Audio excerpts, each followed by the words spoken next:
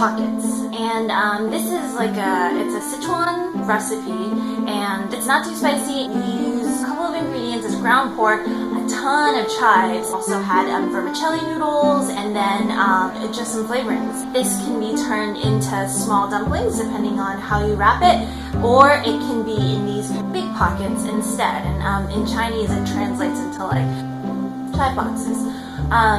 And they're really, really good. I hadn't tried this recipe before. I didn't use a pre-wrapper or anything, so I'll put a link for my kind of pot sticker basic dough recipe. Super quick recipe. You can use it for any kind of like pot sticker, dumplings, scallion pancakes. Has that base as well. So it's a good dough to have in the repertoire. So let's get to the kitchen because this is a really good recipe. Okay, so I started off with my pot sticker dough, and this is a pretty easy recipe. It's 2 cups of flour with 1 cup of water, but 2/3 of that needs to be boiling water, and the boiling water helps to kind of break up the gluten strands and to keep it so that you can roll this dough pretty thin, kind of like, your pot sticker or your dumpling recipes. So I'm just mixing that around with a chopstick because it's really hot, and then finally adding my other 1/3 of a cup of cold water to this. And I'm just mixing it around till it's pretty well combined and cooled before I start using my hands and just kneading it into a pretty loose ball of dough.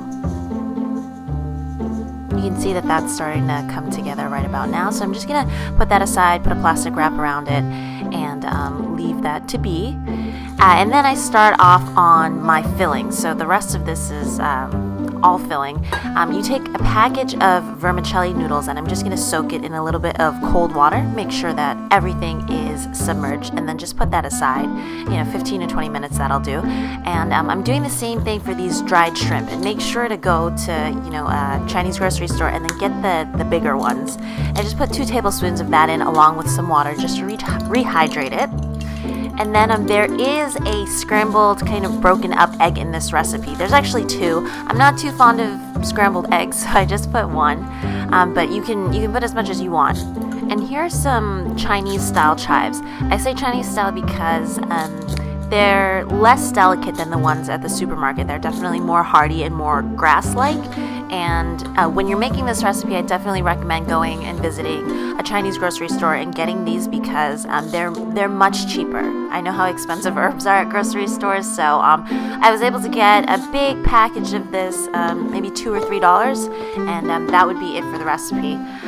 This is that was the scrambled eggs. I put the eggs into a skillet and didn't put too much color on it, but I got it out, cooled it, and then chopped it up into really small pieces, small enough so that it kind of matches the size of ground pork, so that when you put it into the dumplings, nothing is too crazy or too big of a chunk. I'm just taking some of the vermicelli noodles. I strained it out and I used scissors to cut them up also into kind of bite-sized pieces. You don't want anything too long, just because it is more or less a dumpling, and when you take a bite out of it, you don't want to kind of have to drag and pull long pieces of vermicelli in it.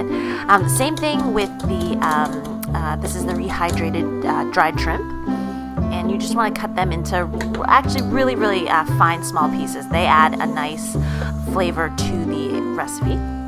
Next, I am going to take a 1/2 pound of ground pork and just a little bit of oil, and I'm just going to brown it.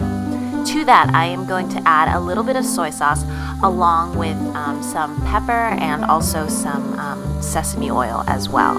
So I'm just browning those until they're nice and cooked. Then I'm going to put in my shrimp, and that'll add that kind of nice fragrant seafood undertone to that. And then I'm going to add the scrambled eggs. And the scrambled eggs are nice because it adds a nice fluffy texture to this filling, and along with the vermicelli and everything else, it's definitely a filling where you can taste a lot of different textures. And then the last thing is I'm going to put in my chives, and I'm just going to mix that around. Doesn't necessarily need to be too cooked, but just getting all of the flavors combined together. Okay, now onwards to my filling. For the ball of dough that you made, you can divide that up into 12 pieces because we're going to make 6 big chive boxes. And I'd say roll it out to a diameter of about 6 inches. When you fill these guys, you'll be surprised. You can actually fill them up quite a bit, and the dough helps because it stretches over nicely, so nothing's gonna rip or tear. So just know that you can fill them up pretty good. And then to get those crisp, clean edges, I take a plate around that same size at the end, and I just cut it. And this is at the stage where you can just freeze it and save it for later or when you have parties or something, so that everything can be made in advance.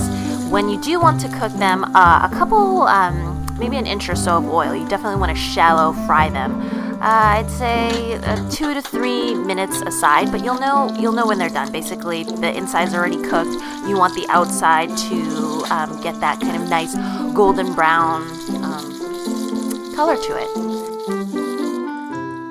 And make sure to drain it out on a paper towel afterwards because you are frying it, so you don't want it to be too oily. And then that'll also ensure that everything stays nice and crispy and doesn't get too soggy. So afterwards, you want to finish up just all of those chive pockets. And then the way that I present these is I cut them in half so that people can just take them and eat them. And you can just see how nicely filled they are with like chives and all of those different textures and meats and vermicelli and the little dried shrimp. So it's an amazing flavor burst in your mouth. But at the same time, it's really fun to eat because you can just kind of grab and go, and they're kind of like, little bows, but bigger than dumplings, so you don't have to eat them in, a dish or whatnot. So these are actually pretty cool.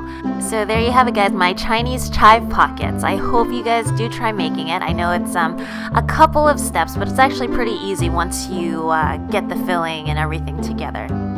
As usual, guys, thank you so much for watching, and if you like videos and recipes like this, please hit like and subscribe, and I will see you guys again next time. Bye!